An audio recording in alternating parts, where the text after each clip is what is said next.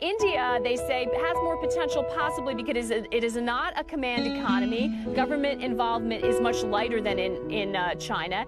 As opposed to manufacturing, Indians excel at services, IT and pharma. Government services just 15% of GP, and state-owned enterprises comprise just 14 of the market cap compared to 73% in China. They see India, Malika, as a growth story, and the economic power of its young people, purchasing power, is so huge. But Malika, as we found out in this election, they are also a very powerful political force, aren't they?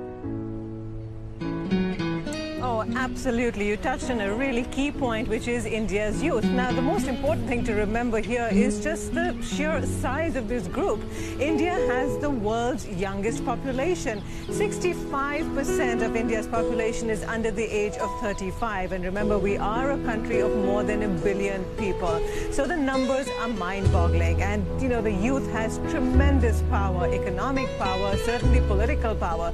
We saw so many people, first-time voters, come out and take part in this election this time. What's interesting, though, is, you know, it has been called India's demographic dividend, but if the youth is not managed properly going forward, it could become a burden, a demographic burden on India.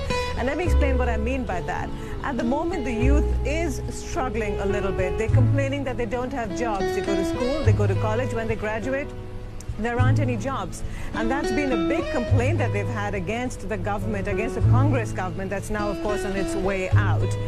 Modi, he's come on board with a very sort of pro-business platform, pro-growth platform, pro-development, and he's really struck a chord with India's youth. Interestingly, you know, it was Rahul Gandhi, who's 43 years old. He was leading the Congress campaign, but the youth seems to have been much more energized and inspired by the ideas of a 63-year-old man, Narendra Modi, rather than the younger one, because Narendra Modi has been talking about development, about jobs, about creating more growth and therefore more opportunities for people.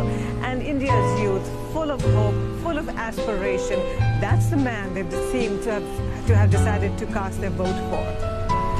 Malika, anytime we see someone with a mandate, there are also very high expectations.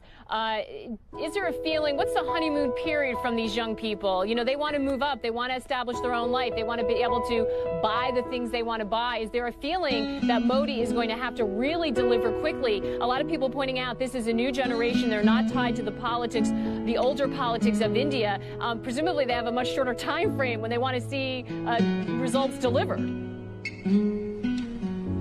Well, absolutely. And, you know, we are talking about young people here. They are impatient. And what someone said to me today was interesting. They said, look, we've given the previous government 10 years. They didn't do anything for us. Let's give Modi 10 months, at least 10 months. Let's give him a chance to show that he can do something. But there is so much confidence in him, so much confidence that he can deliver, because everybody just looks back at his track record in Gujarat. He's been chief minister there for another 10 years. And what he's done there is really inspiring. He has really transformed the state, made it, economically speaking, one of the most successful states in India. So the hope is that he's able to replicate this Gujarat model of development across India. But yes, the youth is impatient, but at the moment, a lot of them are saying, let's give him 10 months. Let's give him a chance to prove he can do something for us. Malika, I love that. 10 months does seem like 10 years when you're that young, doesn't it? And it will be the challenge for this government. But again, their political clout and their economic clout mean that India's youth is a force to be reckoned with, and investors certainly paying attention to that. Malika, thank you so much. Well, as we've been just discussing, the big question for the incoming prime minister will be how to deliver on those campaign promises. CNN's Becky Anderson finds out what is ahead for the BJP. Well, I'm joined here at this local market in New Delhi by the former editor-in-chief of The Hindu, one of India's largest newspapers, Mr. Siddharth Varadarajan.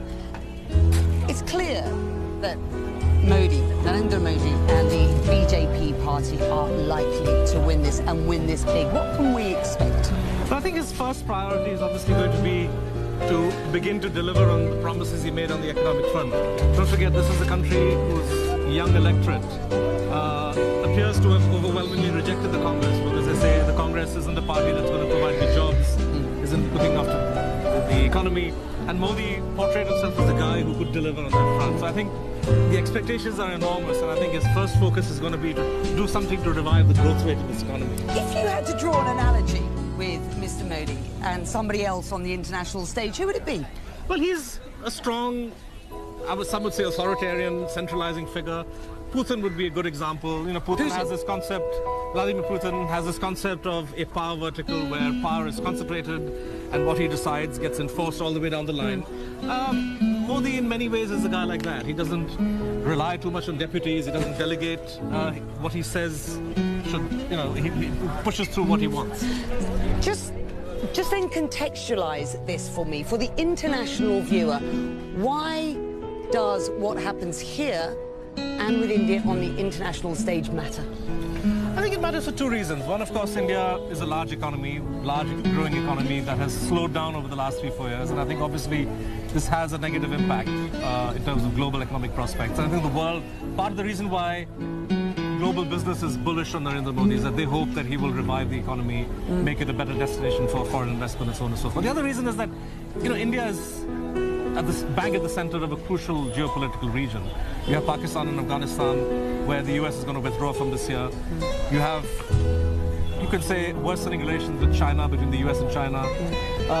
How India negotiates its way through this very complicated environment will affect not just India, but also Asia and the wider world. And that's a big challenge for Mr. Modi.